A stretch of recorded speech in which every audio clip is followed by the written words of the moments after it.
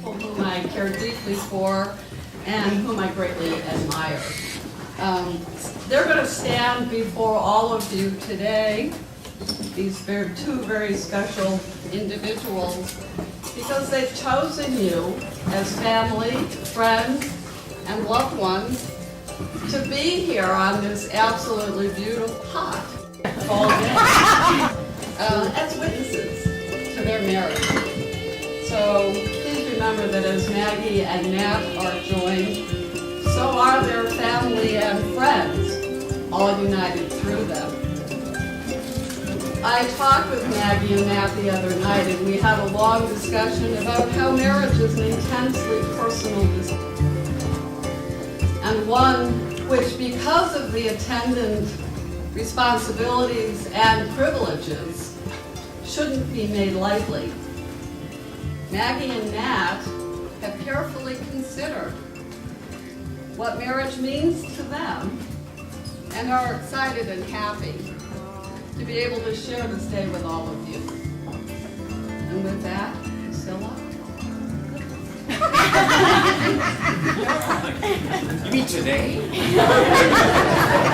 No. Oh, how do I do this? Okay. I'll be right back.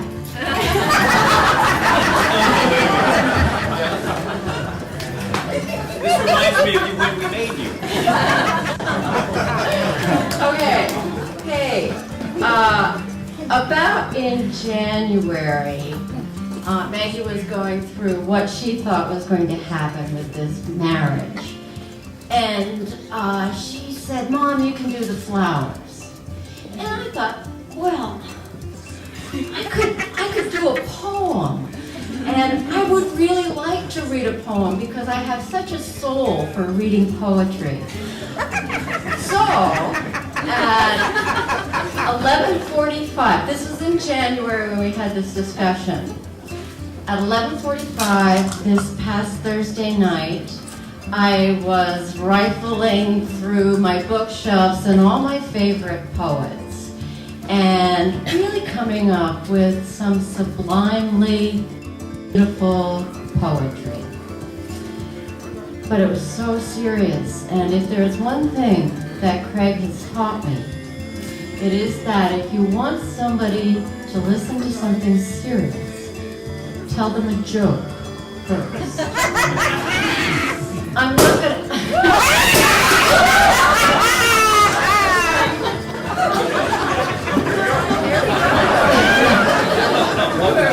I guess that was the joke. No.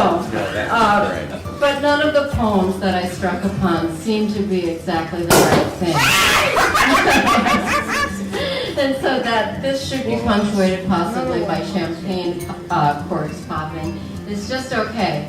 I actually went to E.B. White, one of the most direct and profound writers that I can begin to imagine. And I'm sure this is a book that is universally loved, and you'll know about whom I'm speaking very, very quickly.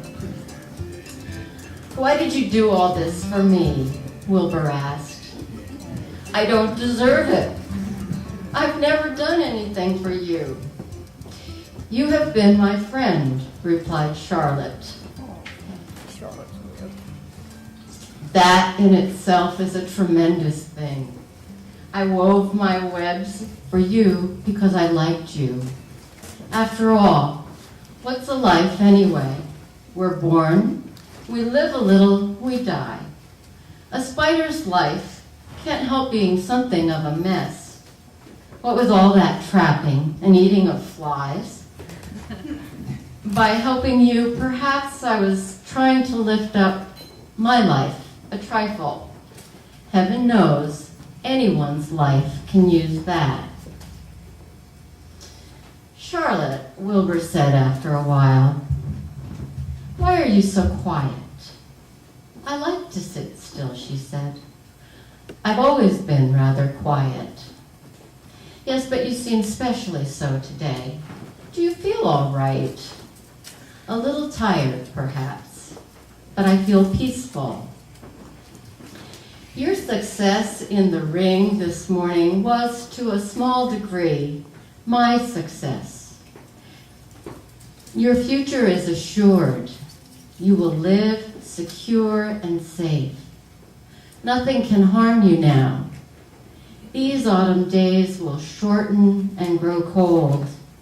The leaves will shake loose from the trees and fall. Christmas will come, then the snows of winter. You will live to enjoy the beauty of the frozen world. Winter will pass. The days will lengthen. The ice will melt in the pasture pond. The song sparrow will return and sing. The frogs will await. The warm wind will blow again.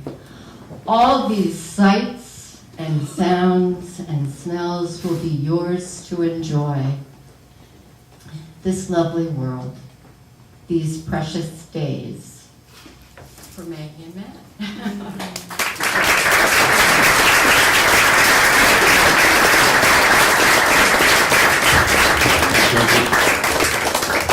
I would wish for everybody in this room the strength of feeling, the depth of feeling that Priscilla and I have felt by having Matt Raw in the Campbell Seal family for the last 10 years.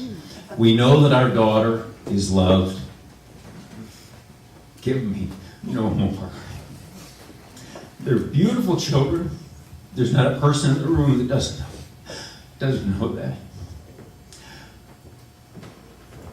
You are teachers to us. Maggie, you have made our family what it is since you were 3 years old. You've run the show. And when you went away to college, we thought it was going to end. We've grown up a little bit. We miss you terribly. What you have done for us is unbelievable, and I'm looking at the two of you. I love you so much.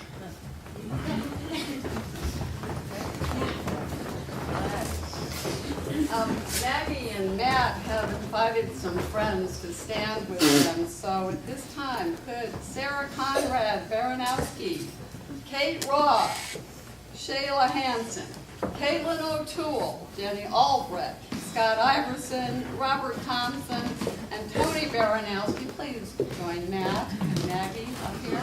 Maggie and Matt, you're aware of the reality of this ceremony and the importance of the words that you speak to one another, of the responsibility that comes when a partnership is created. When we exchange vows, we do more than simply repeat some words. We agree to something from the very deepest part of ourselves. We put the most essential part of our beings on the line and pledge ourselves to one another for life. Be mindful of this as you look at each other and make your promises. Matt, if you'd like to begin.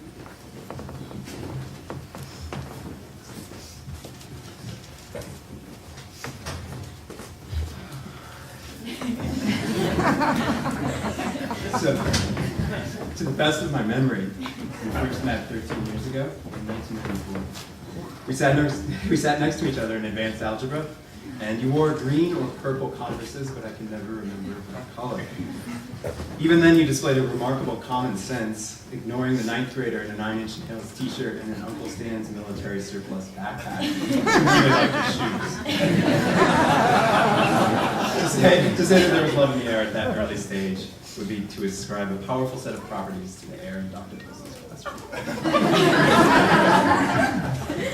10 years ago, in 1997, very nearly to the day, we sat next to each other again. This time it was English. You had received a C on the paper, which to you was a very unusual experience. I offered you some sympathy and asked to read what you had written. Surely it wasn't that bad. You obliged and brought the paper over to my house later that night. I remember answering the door while I was talking on the phone. Sensitive, aware, 17-year-old that I was. I put the phone to my shoulder, grabbed your paper and told you I'd read it, and shut the door again.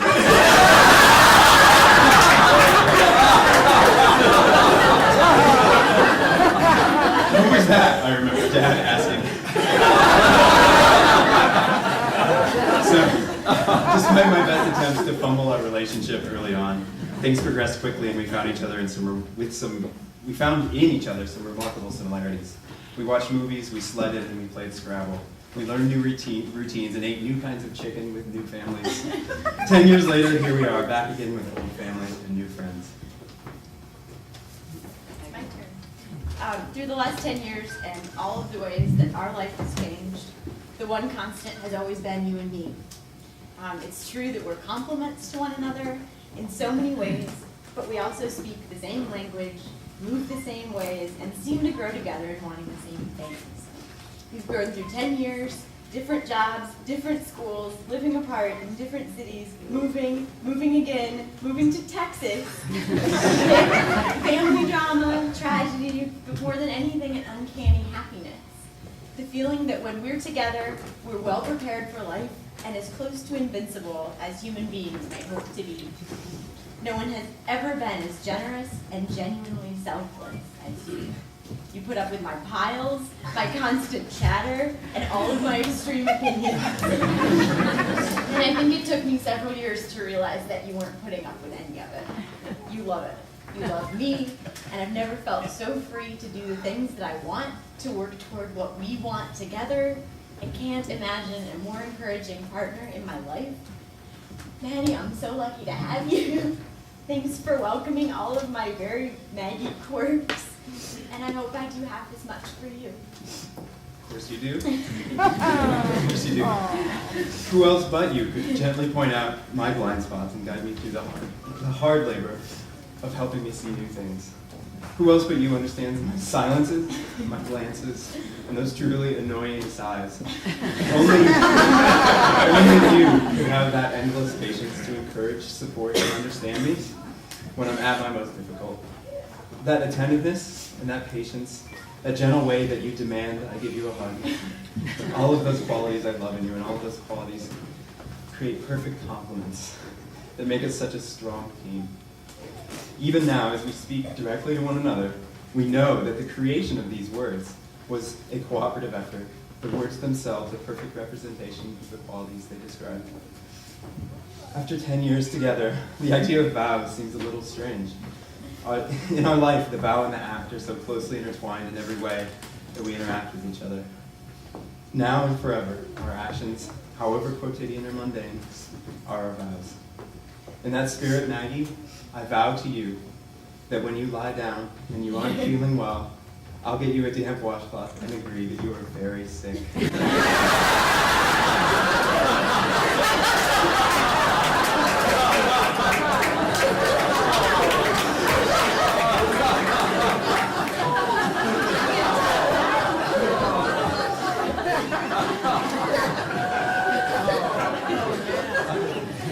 I promise to help you in every way possible to be as happy as you can be, no matter how many baseball games and computers it involves.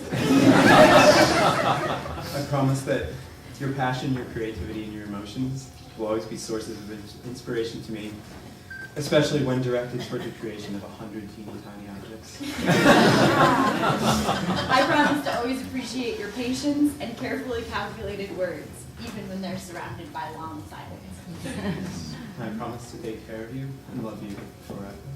I promise to take care of you and love you forever and ever.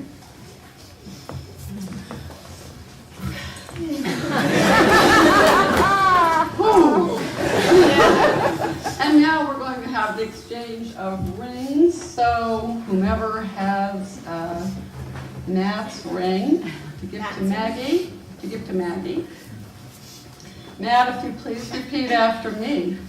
Maggie, I give you this ring Maggie, I give you this ring with all that I am with all that I am, and all that I will be. all that I will be. Do you take Matt to be your partner in marriage? I do.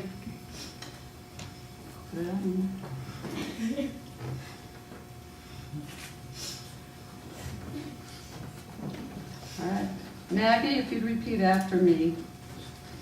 Matt, I give you this ring Matt, I give you this ring with all that I am with all that I am and all that I will and be. all that I will be. Matt, do you take Maggie to be your partner in marriage? I do. No one but you can truly declare themselves married. You've begun it here today in speaking of your love and commitment before all of your family and your friends, and you will do it again and again and again in the days to come, standing by each other, sharing all the joys, sorrows, and excitement of life. Each day you spend together and each loving word exchange will be the declaration of what was marked here today. And now the magic words, folks. I now pronounce you husband and wife.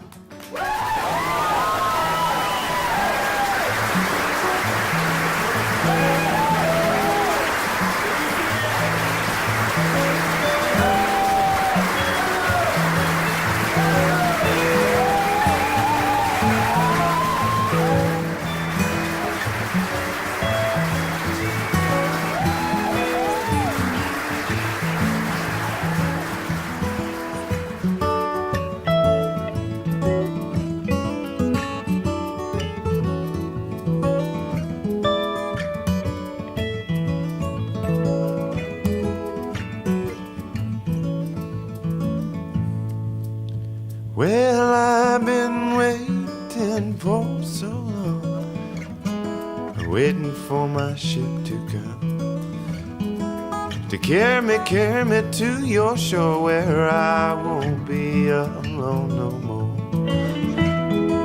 I've been watching from afar, watching for my shooting star.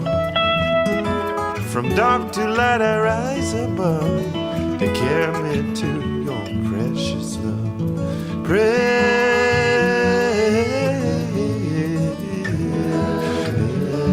love. Precious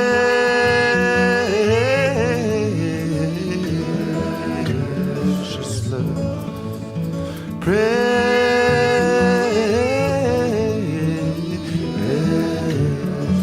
love.